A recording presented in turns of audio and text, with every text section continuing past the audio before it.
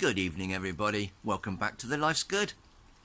It's Friday evening, middle of July, and the weather is back to its usual cool, wet south, although some of the daytime temperatures have been quite warm, but it's also been very humid, and by the end of each day it's all turned to rain, so it's a bit strange for July.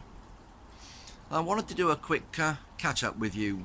Cheryl's on night shift and she's away to work, and I just popped out to do a little bit of watering in the greenhouse and around the plot just to check things. I know it's been raining, but still there are a lot of things here that need to be watered, particularly the containers and baskets and so on. And whilst I was wandering around and I had the hose and the watering can, I thought, wow, it's a great opportunity to bring you guys out and show you a couple of things that are presenting themselves here today. One good and one not so good. So bear with me, I'll take you around to the vegetable plot and show you a couple of things that are happening around there. Well, I'm really excited about the runner beans, guys. Come down and have a look at these, they're doing really well. Well, as you can see, I've actually put some supports up for these beans. I've used some canes, pushed them into the ground, or rather into the container. 1, 2, 3, 4. I've only used 5 canes, so I've got 5 canes put in these containers and held back against this shed, and I've just pulled them back against the guttering at the top there. That won't hurt too much. They do go up beyond. I didn't want to trim them off and shorten them because I might need them again at a longer length, so I've just pulled them in and I've just used a small screw screwed into the side of the shed and some string to tie those back in with. But when I put them up, I've actually threaded them through this plastic mesh. Now once again, I find myself indebted to my friend Nick, my colleague from work, because he had this roll of mesh some time ago sitting around at home. He was having a tidy up and he said, could I make use of this? And I said, absolutely so, yes, I would love to use that. So he passed it on to me, and there was enough there for me to put 2 lengths of this mesh along the side of this shed with the canes threaded through, each one held back with a screw. And this provides sort of mesh wire support for these beans to climb up. And as you can see, the plants I put in not that long ago have all come on really well. They've got some good foliage forming.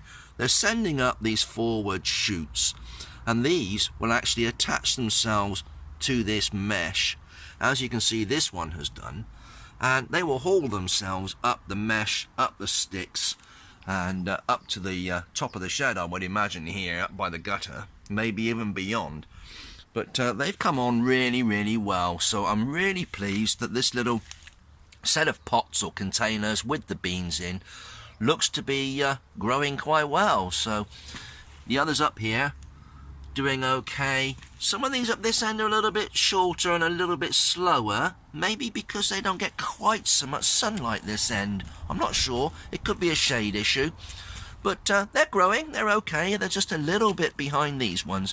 Plants do have a way of catching up, so maybe they will catch up with the others at some point. But yeah, successful. I've managed to put my sort of mesh and canes against the shed here, and that's providing a lovely climbing frame for these beans. Well, that's good news. Now I have got another problem going on. I said there was some good and some bad news. Now I have got some issues with some vermin, and what I'm going to do is show you a few things around the garden that that is causing a problem with. Well, our garden is not an allotment. It's not on an allotment site. It's actually a garden around our home, and we have established it as a fruit and vegetable garden on this side, and beyond the shed and the greenhouse area and behind these fruit trees is the upper garden, which is more ornamental. So we're lucky to have quite a bit of space that we have been able to utilise for different purposes. Now just down the road there's a pathway at the other side of this fence, and it traverses down between these two hedgerows and goes all the way down to the bottom to that next large building. And to the right of that there's some wasteland. There's a lot of old sort of metal containers and skips, concrete and rubble and all manner of things dumped on that ground, and it's all overgrown, and it's become infamous for the amount of rat that people see in that area. We do see them running up and down the pathway as people are coming home up this path from a night out at the local pub or the local Indian restaurant or something. They've reported seeing rats running up and down the pathway there, and indeed people in these homes adjacent to ours have also reported seeing rats in their garden. Well, this last week or so, this has happened. Underneath Daisy's little nest box area here in coop, we now have this large hole appearing at the side of the chicken run, and inside in that back corner there is another one. And further around, if I lift the camera around, you can see up in that far corner there an even larger one, and one adjacent to it. Furthermore, there's a lot of excavation been going on in here, and there's a lot of soil been dug out and pushed back here next to my potato pots. Now if I move this pot out the way, there we go guys, there is a hole underneath my compost bin and another one at the back of Daisy's run area there.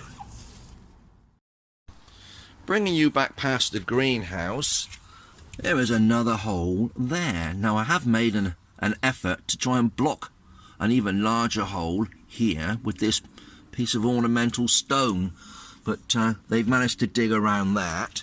And bringing you up around here, in this area behind the shed, there's a large hole going underneath my shed there.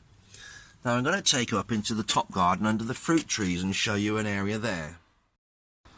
Well, this is the plum tree which is in front of our kitchen window, and we hang bird feeders on here.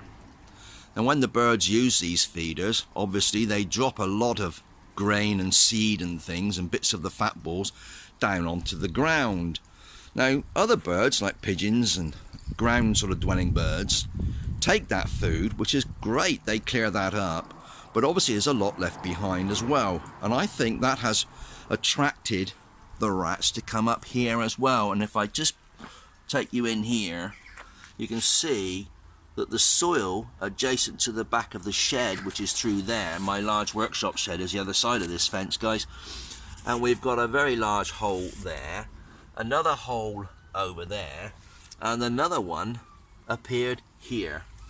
So this is now cause for concern, because we have got obviously more than just a few rats in and around this garden. So I'm now wondering what steps I can take to try and eliminate this problem. Now if we look down here, again there's a route through here that they're using, and indeed in front of this little water feature they're using a route through there. So it's getting to become quite a problem guys. Now I haven't had it as bad as this before. I don't really know what approach to take at the moment. Cheryl was looking at purchasing some poison, which may or may not work.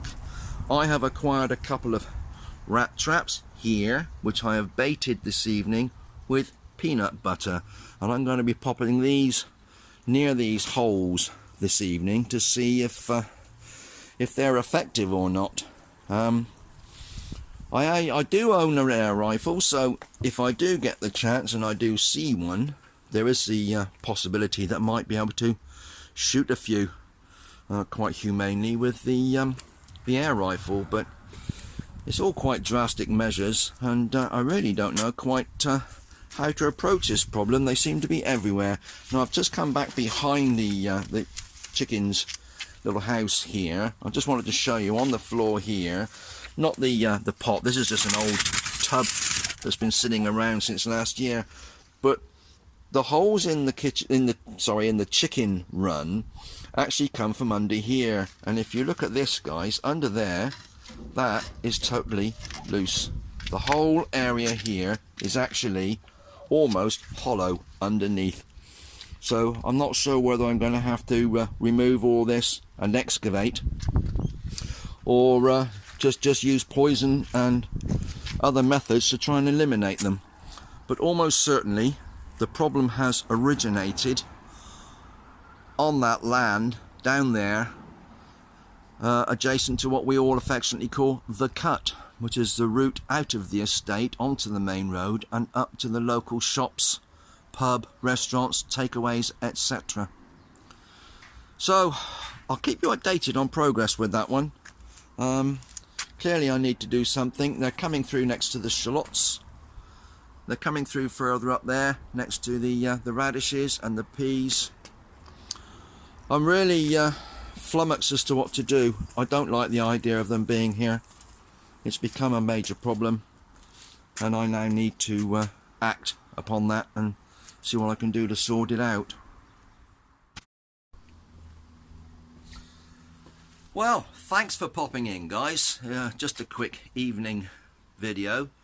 I'm really pleased with the runner beans. They're coming on well. Everything else in the garden's looking fine. It's just this prevailing rat issue that I'm sort of pondering over and finding a bit frustrating, to be honest. If you guys have got any ideas of what I can do to deter the rats or remove them or whatever, if you've got any ideas, please let me know. Please share your ideas. I'd really like to hear of any solution to this. They're obviously making a mess of everywhere. They're making holes in everything and causing a bother. So the health aspect as well, I suppose, is something to consider. Well, I'll update you next time. It's been great talking to you again. It's getting on Friday evening. I'm going to get myself cleaned up for the evening. Maybe open a couple of my homemade beers and have a little bit of a bread and cheese supper with some chutney. Sounds like a good idea to me. I'll see you later, guys. Whatever you're doing, be safe, be happy, come back soon, and we'll see you again in the Life's Good. Bye bye now.